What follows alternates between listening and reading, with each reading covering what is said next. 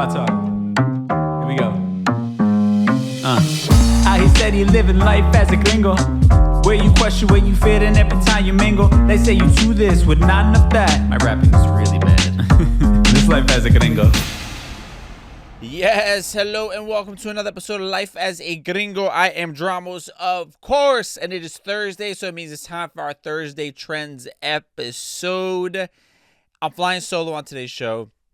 I apologize if I sound a little crazy still. I was sick last week. I feel like I get sick every week, but I was sick last week again, and luckily it was kind of, quick in and out type of sickness, but I feel like I'm still a little bit congested, so if I sound crazy, I apologize. Ironically, the thing that cleared my sinuses was not any sort of medication. I got my chakras balanced, did a little Reiki, which is so new world of me, if you will, very hippie, as some people in my life will call it. And it's basically like an old practice of your chakras and some healing work, if you will. Somebody places their hands on different parts of your body and then somehow, some way, energetically is able to clear your chakras. And ironically, listen, this sounds completely ridiculous, and me a few years ago would be like, what the fuck is this chakra stuff? But not gonna lie, my fucking sinuses were completely cleared up. And I'm trying to look up who so this is a Hindu philosophy, if you will, right? But now it's kind of become practice all over the world. But yeah, they say if your third eye is blocked, it could be because of your chakras. I just been having some creative blocks, so I'm trying anything, right? I think I'm at the point in my life where I'm you know what? If the old way ain't working no more, I'm not able to find my motivation or my creativity the same way. We got to just keep trying shit until something sticks. And I think the chakra thing kind of worked. I've been having a good past couple days. Really excited about some ideas. I've been very motivated and energized. So maybe there's something to this. I would recommend trying. I think just keep an open mind, and see. Now, they could actually do it virtually, apparently, too. I chose to do an in-person one. But, just give it a shot. If you're feeling a little weird, and you feel like you're stuck or you have some sort of block, we keep trying things. That's what we do here. I'm just sharing this, useless sort of piece of information just to let y'all know I'm out here on some discovery stuff. I am pushing myself to discover things that maybe are made fun of in many circles, my circle for sure. But why not try it and see what the fuss is all about if it's working for some people? And I'm not gonna lie, I do kind of feel better. I feel lighter. I'm fucking walking around a little bit lighter right now. Also, I feel like I curse too much. I'm gonna get into the stories. I know you're not. I don't know if you're here for my banter, but I also I've been cutting up clips for social media of the podcast, and I'm like, man, I say the F word so much when I get into a flow state. It's almost scary. So I'm going to try to be mindful of that. I don't know if that bothers anybody. I know I've actually seen comments when I used to read the reviews of the podcast. Somebody was like, checked out this podcast because I liked the concept, but heard a quick F word, and I was like, no, thank you. So I guess for some people it's a turnoff. I don't know. I think also it's why would I censor and stop talking the way that I normally would talk? We're friends here. That's how I view it. Anyway, that's a topic for a conversation for another time, if you will.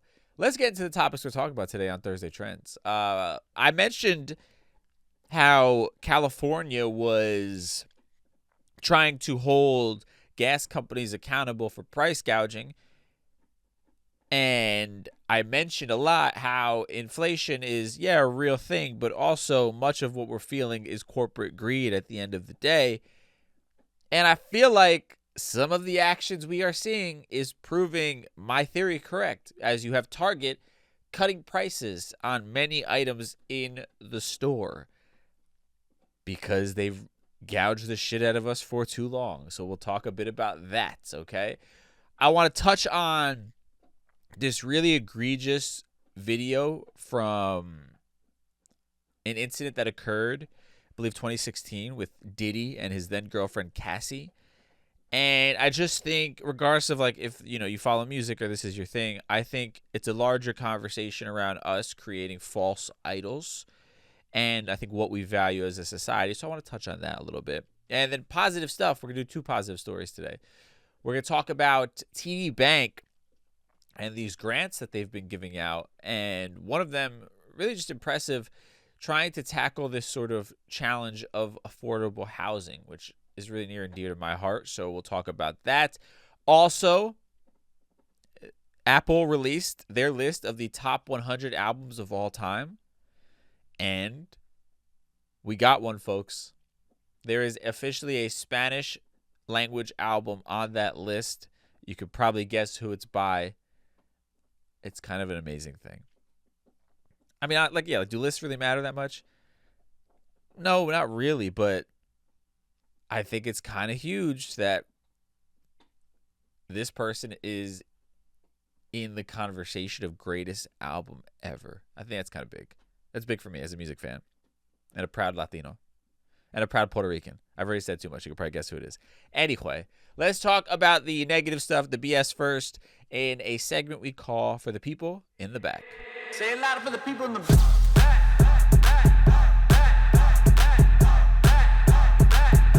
Say it louder for the people in the back. All right, let's start with Target, right? This conversation around inflation and price gouging and all these different things, right?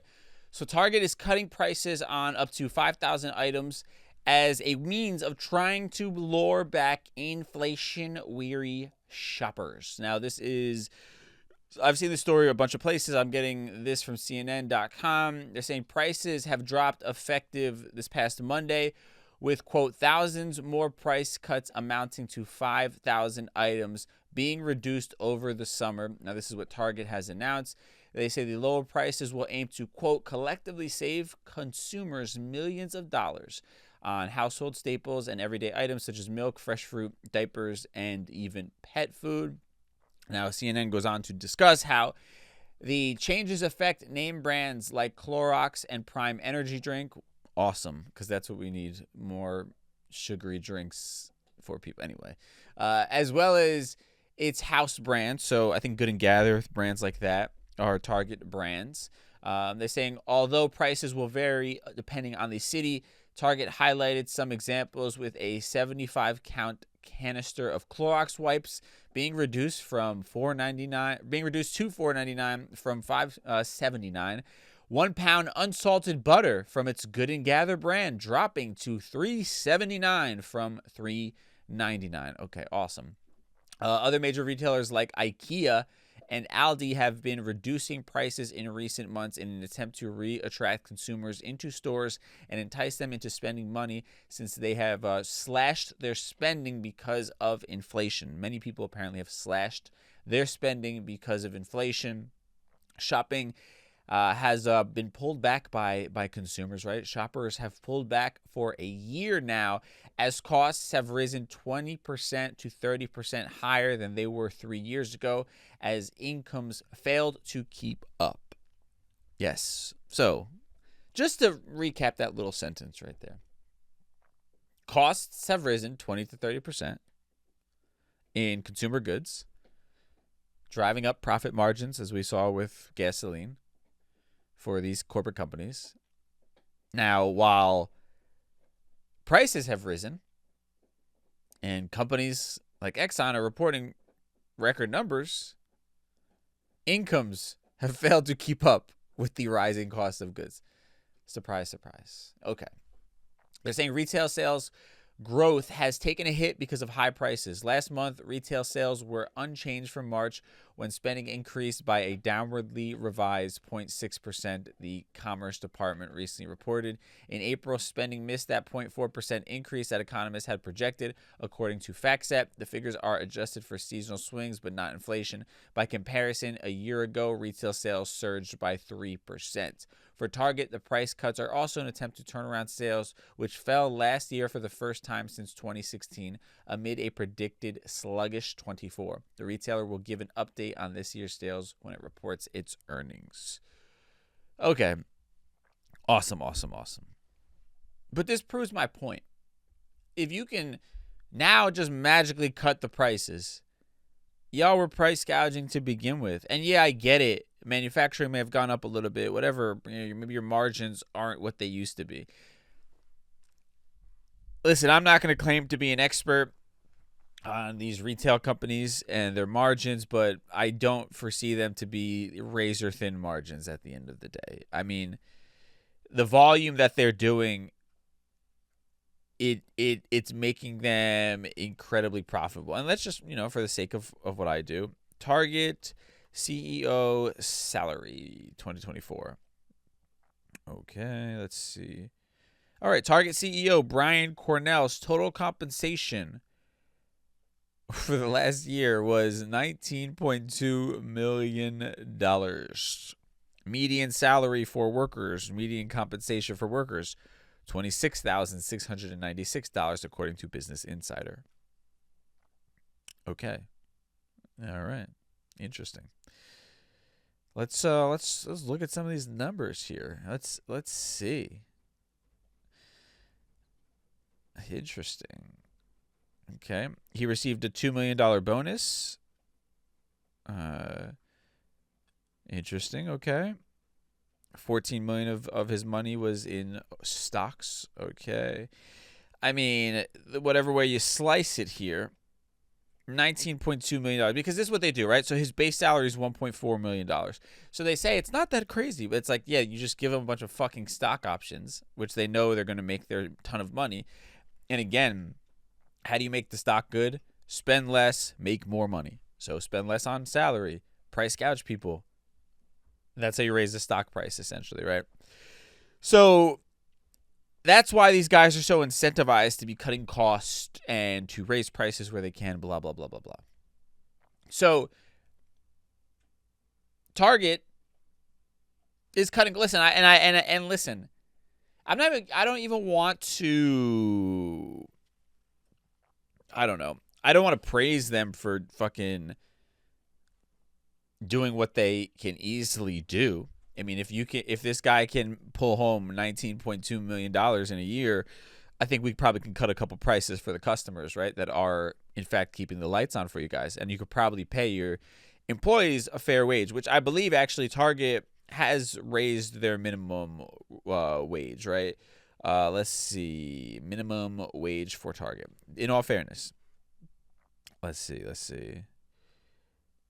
Target company is now taking meaningful step to set up a new starting wage ranging, this is 2022, ranging from $15 to $24 an hour. So there was a rumor like, oh, they raised it to 20, it's 15 to 24. Let's see what the starting pay is at Target in 2024. I love how it's so hard to find that fucking information when you Google it, where it's just just give me 2024. Please, somebody please. All right, here we go. Of course it's fucking Reddit. I'm getting anywhere from $14.27 to $23.74, probably depending on whatever it is. If we want to take Reddit as the top answer here, they're saying Target in Boston, so major city, starts at $17.75 an hour, with leaders starting at $26.75 an hour. Whatever it is, it's a far cry from the 19 point whatever million dollars the CEO is making. And and again, cool. I like to see the fact that they're like, hey, you know what? Let's fucking be fair. Let's try and be somewhat moral here with our prices and cut them back. Granted, it's only happening because they're seeing losses for the first time since 2016. So they're like, fuck, maybe the jig is up here. We need to, actually give a shit about the people who are buying this stuff because they're speaking with their dollar, which I think, again, is an important sort of lesson here for all of us, right?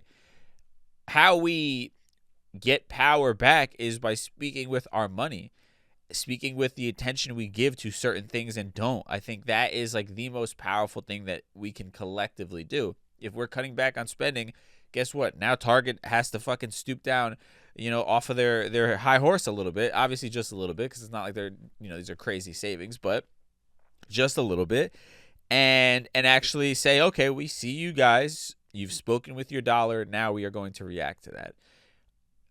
And again, we talk about inflation and why it's so difficult. It's difficult, and this is just one company, but it's difficult because the CEO is making so much, and the everyday worker is so far off from that. That's why people are struggling. The CEO has no problem paying these inflated prices. He's making 19 point whatever million dollars a year. But the average person who is just trying to have a family and a home and all these things, and is putting in the 40 hours a week and probably overtime and just getting by, is going to have trouble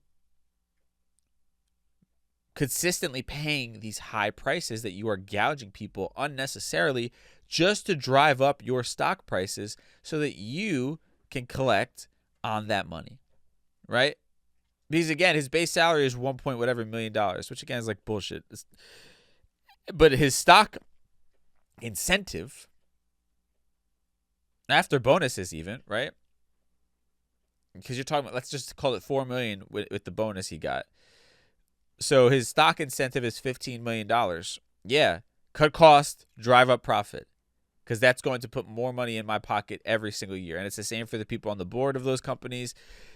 And that's how the rich keep getting wealthier, right? That's how these people, this is extreme capitalism, right? Because capitalism is about efficiency at the end of the day, and efficiency in air quotes. So it's how do we make the most money while spending the least amount of money? Pay the workers the least that we could possibly pay them to get the job done. Have the least amount of employees we possibly can to still function as we want to. And then how do we charge and have as large a margin between cost and actual sale as humanly possible before people revolt and stop buying our shit? Right? So that's how these people are able to make, a $15 million extra fucking check from their stock options, because that's what drives the stock price up. That's the world we live in, folks. So yeah, what it like, and again, it speaks to this idea of like, we're asking people to go against their best interest for the sake of everybody else. They're not going to. Why would this guy like go to bat for not price gouging, not paying low salaries, right? Why would, when his entire like lifestyle is predicated on how much they could drive the stock price up via the profits that they're making? I mean, listen, I would like to think that I'm the type of person that if I'm in that position, I wouldn't be so selfish, and that I would be okay with making less money, especially if I'm already a multimillionaire. That and it meant that like I would have a really high like functioning company of happy people, and just being a patriot, knowing that I'm contributing to the quality of life of probably millions of Americans. Millions when you talk about even the cost of goods. Like that is, I was reading this in a book, and he was talking about like how globalism, right? The idea that we like everything gets made overseas for cheaper rates and all this type of stuff, and just in general the corporate greed, how unpatriotic that actually is, right? And this is, I think, what's missing in our society. We love to throw on America, best country in the world. I love this country. Cool, yeah. But who are the people you're supporting?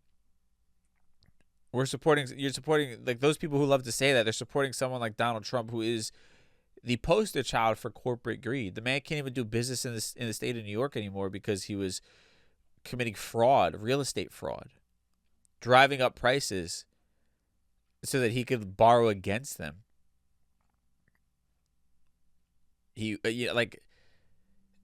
Literally, these are un-American things. Like, gaming the system is un-American.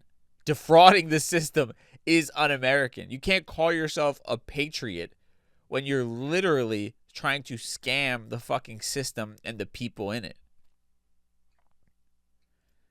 And that these companies that are here in America are un-American because they don't give a shit about anything or anyone other than their own pockets, right? If you cared about this country, you would want to contribute, because it's very easy for you as a very successful company and as very wealthy individuals. You would want to contribute to a positive quality of life for the citizens of this country by practicing fair business practices. Not to sound redundant with the word practice, but that's really what it comes down to, right? That's real patriotism. It's not about taking advantage of the little guy because you can. It's about how do we make it so everybody wins? Because if everybody wins, the country as a whole wins. And there's nothing more American than that. There's nothing more American than the idea that people aren't struggling day to day just to have the bare minimum, right? Like, if you are a true patriot, you should want a country where it's fair for everybody, where everybody's quality of life is at a high standard for those who truly want it. But extreme capitalism is the complete opposite of that. And the powers that be are claiming to be these patriots, but also supporting a system that is so incredibly un-American and actually is so destructive to the average American. And that there is the hypocrisy of our society, our government, and our country, and probably the world as a whole, you know? So that's that conversation. Let's take a quick break. Now's a good time to take a quick break. We'll take a quick break. I want to touch on a couple other things, but we'll take a little breather here, and then we'll be right back. All right, we are back, and I want to touch on this story with Diddy, Puff Daddy, P. Diddy, Brother Love, whatever you know him as these days, Sean Combs. And Diddy has been under the spotlight for all the wrong reasons as of late.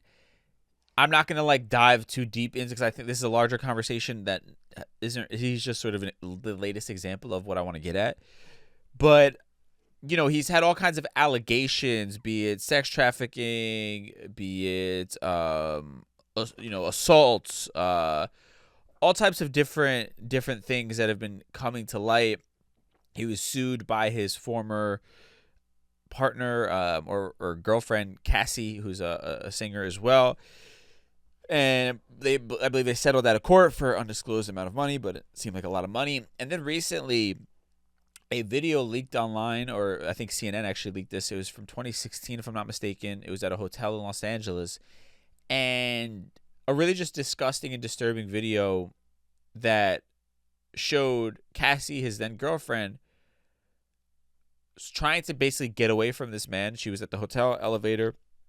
Cameras then pick up Diddy grabbing her and throwing her to the ground, kicking her while she was on the ground, then trying to drag her across the hallway. There's also another angle where he throws a vase at her. Allegedly, he paid the Intercontinental Hotel in Los Angeles $50,000 to hide this video, essentially.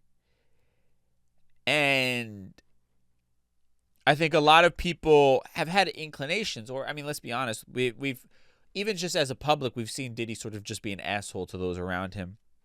We've heard of shady business practices with his artist. I mean, there was a whole thing with J-Lo and the gun in the 90s, early 2000s, where the artist Shine ended up taking the rap for that. And there's just been a lot of sort of underlying conversations around this person that we as a public have largely just chose to ignore.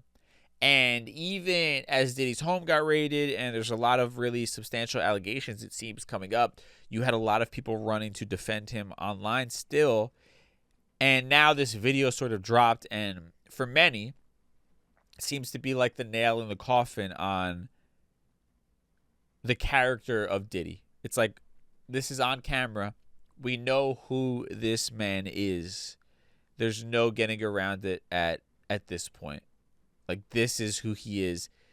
He's just a piece of shit at the end of the day. And it's interesting because I see a lot of the conversations online, and it's like, man, another one of our heroes bites the dust, or another one of our heroes like disappoints us. And I think we have to start having a larger conversation, and I kind of always talk about this, but we're maybe rushing to call people heroes who never deserved it to begin with, right? And we're idolizing people for all the wrong reasons. And we are sort of equating character and somebody you look up to as a mentor, and again, the word hero, and just like the idea of greatness, people we should run to call great, when really they are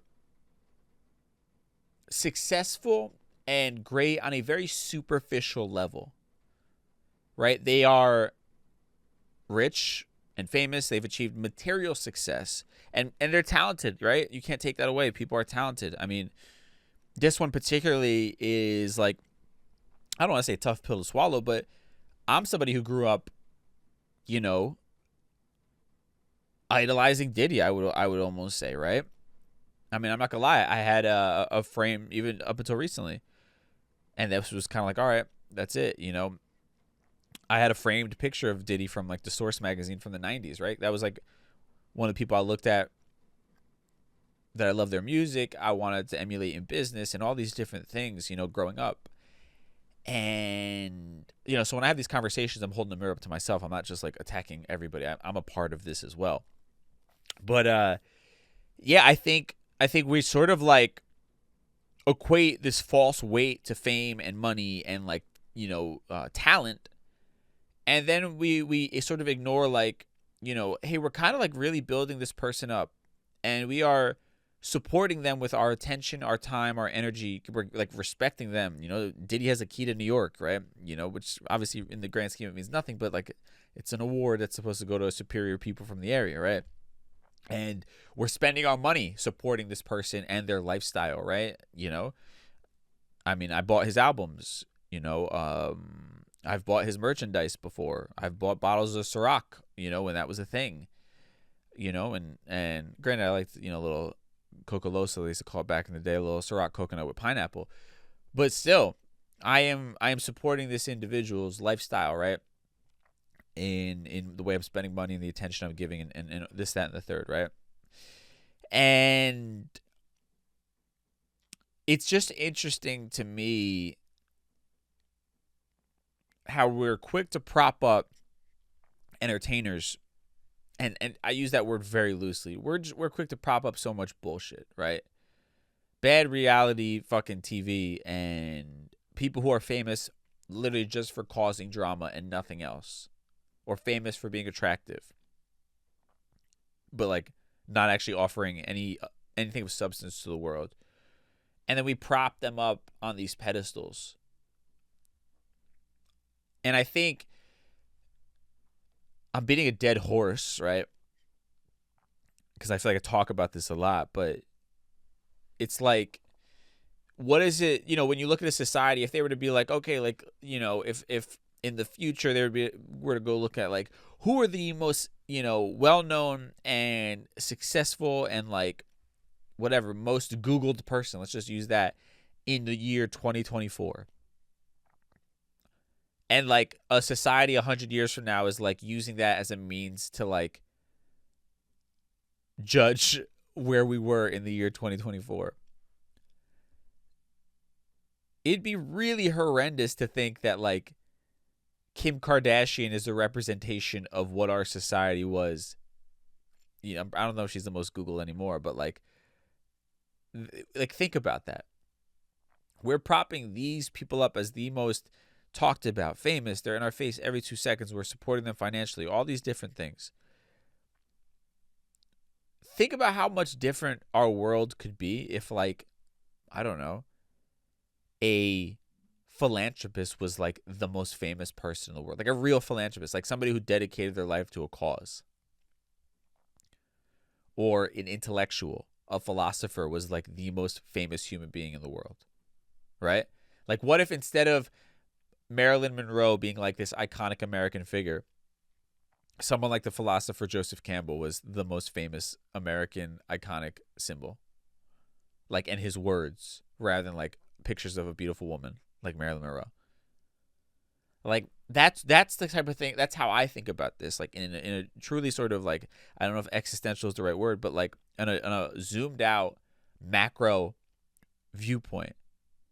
And like, this is what I'm getting at. And I think everything has their place. I think the Kardashians have their place. I think, listen, I watch trash stuff sometimes. Like, I just want to decompress. I don't want to think for a little bit, you know? And I think that's normal. It's okay. It's why we watch sports and and whatever. Like, I love throwing on the game. I'll throw on the basketball game and like just relax after a hard day and just be entertained by it. Cool. But I do think it's alarming how hard it is, or the lack of substance in the sort of forefront of our everyday lives. Like, the things that the people that we're so quickly to sort of prop up and give a platform to. Like the Catch Me Outside girl, from just being an asshole on Dr. Phil, is like a successful musician, a multimillionaire, a public figure. Like, that's the society we live in. Imagine again if that was like, oh, the person that's like working on the cure for cancer. Like, imagine if like we propped up that person, right? And I'm sure there's somebody out there working on it. And we were like, hey, like, instead of, buying a ticket to go see Bad Baby or subscribing to her OnlyFans, which I think is how she makes her money these days, I like just donated to like the fund that was helping these scientists to, find the fucking cure for cancer. If it doesn't already exist, by the way, that's we can get to pharmaceuticals in a whole nother topic, but just theoretically, let's pretend for a second that everything is honest. But like, that's, that's what I think about. How about, like, I don't know, how much money did Kim Kardashian make off of Skims? I don't know. Let's see. Skims sales 2023. Let's just take a look. All right. Skims, which is Kim Kardashian's, like, how is it, clothing company, undergarments, whatever it is, $750 million in revenue in 2023. So their valuation is at $4 billion. And nothing wrong with us buying. I buy clothes. I love it. I love it. But like, what if just a small portion of that support that we give to Kim Kardashian dropping another pair of underwear, like, what if we were like that excited to donate to the charity of our choice? And I don't donate quite enough. Right? I'm not like actively donating as much as I should, or even just donating my time as much as I should. I'm not saying this from a holier than thou place. I'm literally just like, why the fuck is it normal for us to get excited about things like Kim Kardashian's Skims and not be as excited about shit that actually matters? And again, it's like, we're just products of a system, of a society. I mean, of capitalism, of like being obsessed with fame and all these different things, and it just clouds and muddies what actually matters. Like, again, what if somebody who's like, trying to end homelessness was the most followed person in the world? Pretty sure we could like really tackle the issue of homelessness around the world, right? Like that's how I that's when I see things, right? And like, those are the people we should be idolizing. Like, that's who should be famous in this world, is like those who are actually doing something. And again, as I said, everything has its place. I don't think we should not have entertainment. I don't think we shouldn't be fans of people's art. I think art is incredibly important.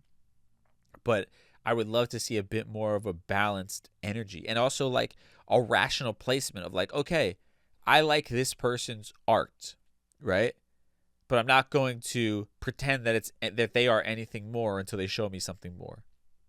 And at the same time, we cover up for people. I mean, shit. Diddy has had all kinds of issues. I mean, an entire fucking hotel was okay with hiding the security footage of this because Diddy is rich and famous. And for $50,000, like, that doesn't sound like that much money for what it is. I'm sure somebody got even more money than that. They had to. Like, that is crazy. We're that fame and money obsessed, and they want Diddy to keep coming back to the hotel, that they're literally willing to shelve a video of a poor girl getting physically abused. Like, that's crazy. That's how much we value money and fame over morality, over being a good person. The fuck?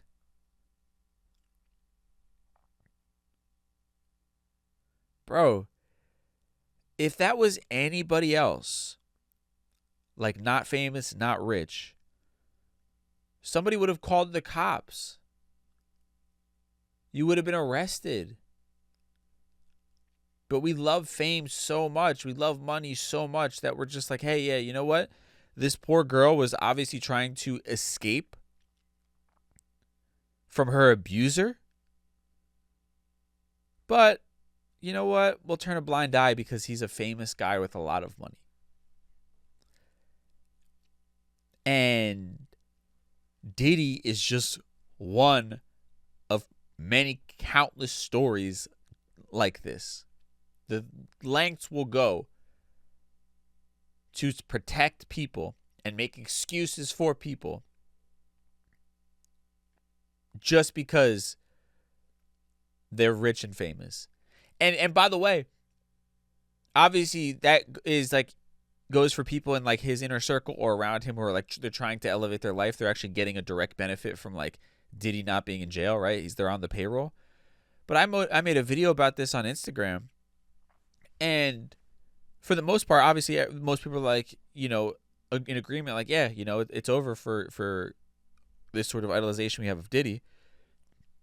But I had one person respond with, you can't believe everything you see on the internet. Bro, what? It's a video. There's court documents. And you're not somebody who even knows this. Think about how crazy it has to be. You see all this evidence, and your inclination is to rush to defend somebody that you don't even know. Just because they are a famous person that you probably grew up being a fan of. That's how intoxicating fame and wealth are, that you don't even have to be getting a direct benefit. In fact, it actually costs you money to support that person. You're actually the one supporting them by whatever, streaming and buying bottles and whatever. And even though you're the one supporting them with your money, they're not giving you anything in return, essentially, not directly. You're still rushing to defend them when you see and hear them doing egregious and disgusting acts. That's how intoxicating fame and money is to our society. And that's so fucking scary to me. Just, yeah. Things I like to bring up, okay? It's not the prettiest thing in the world, but I just think it's important to, like, we just got to call it out and call ourselves out. Where am I contributing to this? Who am I making famous? Last thing I'll say on this, because in that video I mentioned on Instagram, I talk about the idea, like, a lot of people say, okay, like, you know, fame and money, they corrupt all. And I think there's probably some sort of truth to that in the temptations and, like, the opportunities to do dumb things because of the amount of power you have from fame and wealth. But also, I believe that fame and wealth only place a magnifying glass on people, and it reveals their true character and who they are. So the question really becomes, is money and fame the problem? Or are we just making the wrong people rich and famous?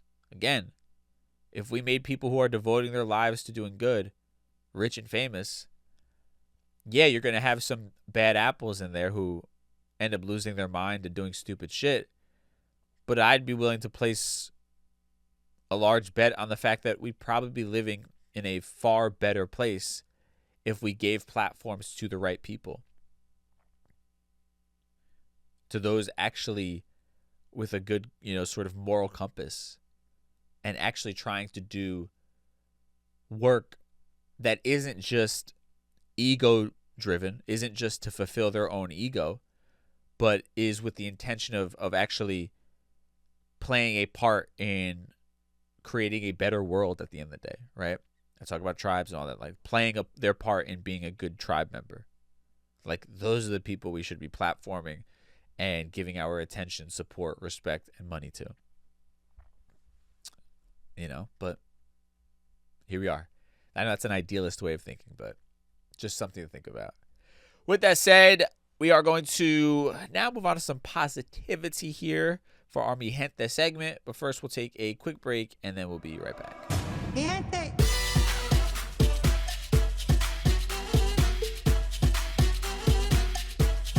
All right, so on some positivity here. We got two stories. We got first one. This I like, okay? And granted, I will say this was a paid post from TD Bank on AP News on their website, but still good stuff. I don't know. I will say I don't know the practices of TD Bank, the corporate practices of it. I know some banks have dealt very shadily in the past. Wells Fargo is looking at you, but this is a good thing. So TD Bank's funding fosters affordable housing innovation. So according to AP News, they say at a time when the cost of housing continues to rise and some communities facing barriers are met with the challenge of accessing stable long-term housing, even organizations that are dedicated to building more housing are finding it challenging to get new housing projects off the ground. TCB is a company based in Boston, Massachusetts. They were one of the 10 organizations to receive a $1 million grant through the 2023 TD Ready Challenge. The Ready Challenge is a signature annual initiative of the bank's corporate citizenship platform. For 2023, the grants for this initiative were directed to 10 finalists, nonprofit and charitable organizations involved in developing innovative, impactful, and measurable solutions for access to affordable housing.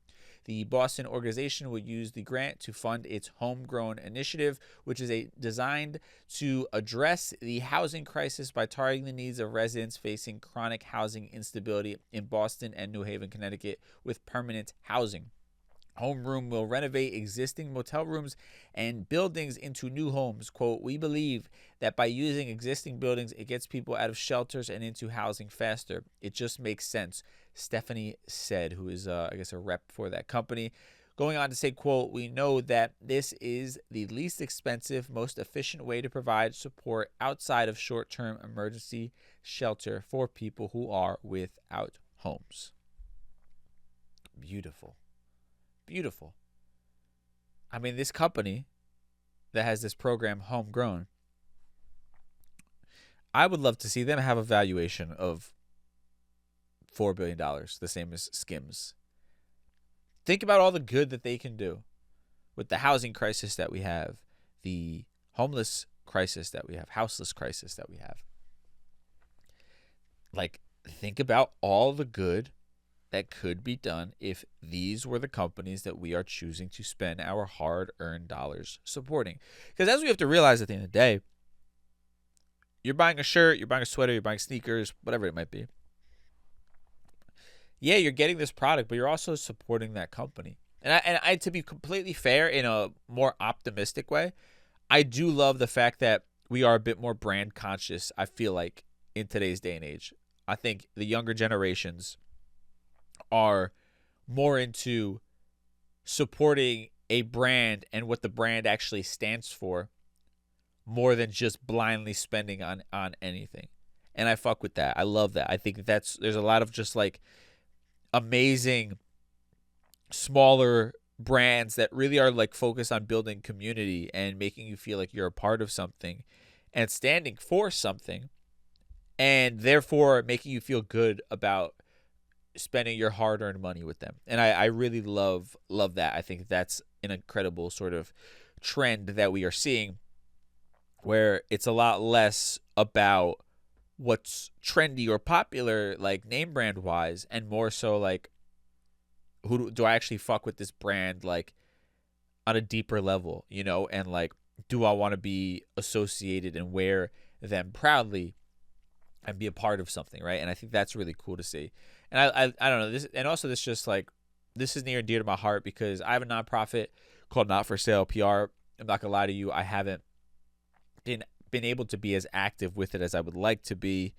I just have a lot on my plate, and it's a big undertaking. But the goal is to provide affordable housing for Puerto Rico residents, native Puerto Ricans who want to stay on the island but are having trouble, because that's obviously a big problem over there, is displacement and gentrification and things of that nature. So this is near and dear to my heart. And yeah, I don't know. I would, anybody that wants to, if you want to get involved with it, like in some way, please shoot me a DM. I need help. I need to build out this thing. I need a team. I can't do it by myself. It's a big undertaking. But if Puerto Rico is near and dear to your heart in some sort of way, and you want to see if we can work on this together, listen, feel free. DM me at DJ Dramos. I would love to hear from you, and you know, maybe we could figure out something. It doesn't matter where you live in the world. We can do this virtually. But I need help, people. But I'm trying to do something like that.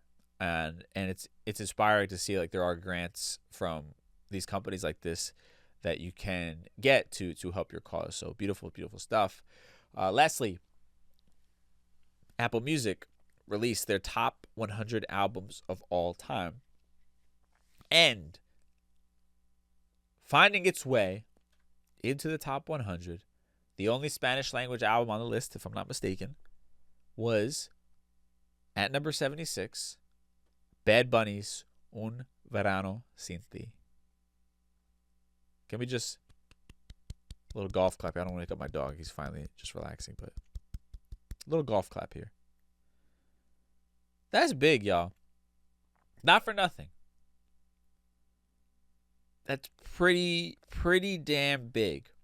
Because we're not talking about last, top 100 albums of the last decade or whatever, of all time. Like, let me look. I'm going to read you the top 10, and just so you can kind of see.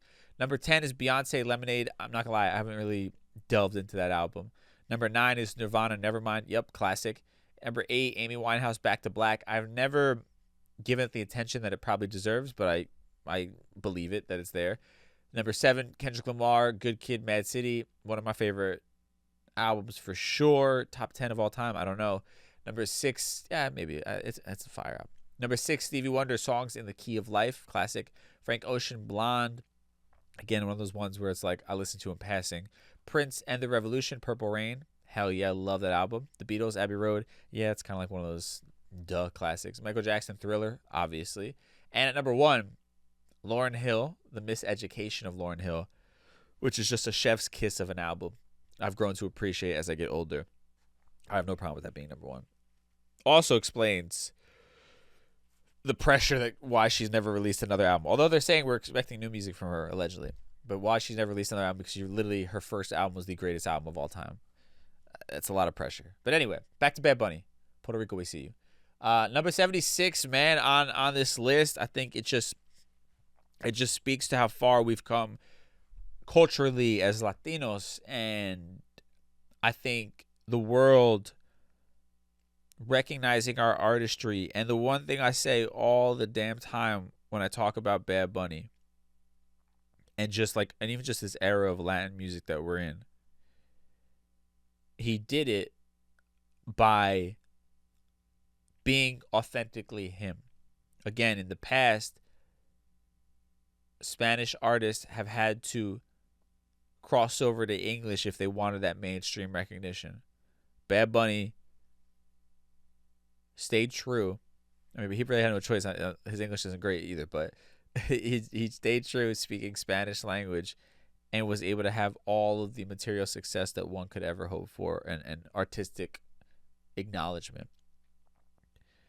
And also this album in particular, man, like this album sounds like Puerto Rico, and I don't know how I could like say it otherwise. This album is just sonically Puerto Rico. Like When I go to Puerto Rico, man, first thing I do when I get my rental car, I plug in my aux and I throw this album on. And it instantly just puts me in the best mood possible. But also, it's literally just like the soundtrack to driving around Puerto Rico. It just is. And the fact that his unapologetically Puerto Rican album is top 100 of all time, according to Apple Music, I just think it's a beautiful thing. And a big moment for Latin music in general, I think. To be recognized amongst a crazy list of, like, again, all time, of all the albums, all the artists that have ever, come out in this world, and gigantic people we're talking about, he's up there with them and cemented his place in history. So, beautiful thing. Love to see it, obviously. Now, with that said, let's tie everything we talked about today in a neat little bow in a segment we call Conclusion Stew. Time for conclusion stew. I'm just going to quickly go through this. Target, cutting prices. Awesome. Thank you for coming down on your corporate greed a little bit. But again, it's a larger conversation, man, of everything we've been talking about. Yeah, inflation is real, but also what we're probably really feeling more than anything else is corporate greed and the fact that they are trying to squeeze out as much money as they possibly can. Like, you can't tell me that they had to do these things when they're reporting record numbers, with like gasoline surges and things like that. It's just, and when you can still afford to, when the CEO is still taking home $19 million a year, and 15 million of that was because of his stock options. Yeah, you're not raising the prices because the company is hurting. It's like, it's an opportunity for you guys to gain more profits. Like, at the end of the day, that's what it is. So, thank you for trying to be a little bit more fair. But also, I'm not going to run and make Target out to be heroes. But I hope that this begins to a trend. And again, why did they do this? Target had a sales loss for the first time since 2016. So we, as the consumer, saying, I'm not fucking going to be making it rain in Target anymore, had to make them wake up and be like, all right, we got to fucking lower these prices. So keep that in mind. Your money, your dollar, it speaks volumes. Trust me. Perfect segue into Diddy. Let's stop with the false idols. I know I'm probably just speaking into the wind here. Is it speaking into the wind? I think it's spitting into the wind. It's stupid. Yeah, I know. I'm sure what I'm saying is it really means nothing. At the end of the day, it's not going to change much. But like, if we just stop making these people out to be something that they're not, and maybe a little bit more conscious on who we choose to support with our time, attention, and money, maybe, we'd make the right people have platforms that they can then do good and change the world in some sort of way, instead of like protecting people who have shown us time and time again they are low character individuals like Diddy. Again, looking at myself when I say this just as much as I'm looking at everybody else. Moving on to this TD Bank fund. Again, I'm sure that I could dig up some sort of dirt on corporate from TD Bank and things of that nature. But also, I think you got to give credit where credit's due. Love that this is sort of an initiative that they've created where they are putting money in the pockets of organizations that are trying to make good change. And shout out to this organization, TCB, their homeroom initiative attacking, affordable housing. I think is just amazing. Like, I want to see more stuff like that. And again, I would love for them to have millions of followers so that people can be involved in that as well. And then also, shout out to El Conejo Malo, Bad Bunny. Out here. Un Verano Sin Ti.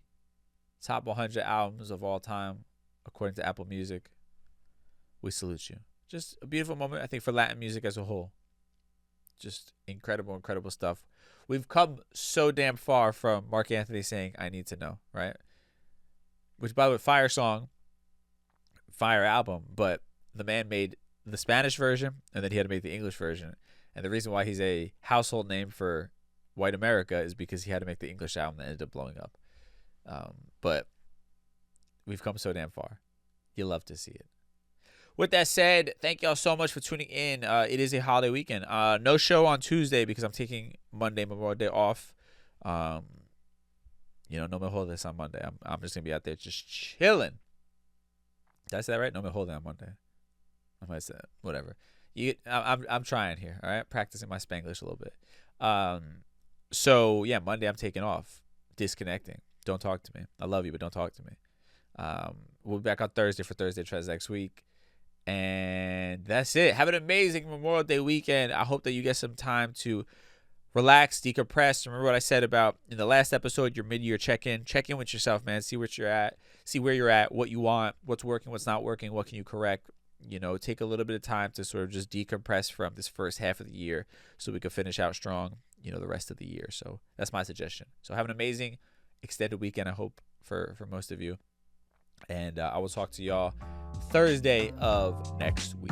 Until then, stay safe, and we'll talk soon. Peace.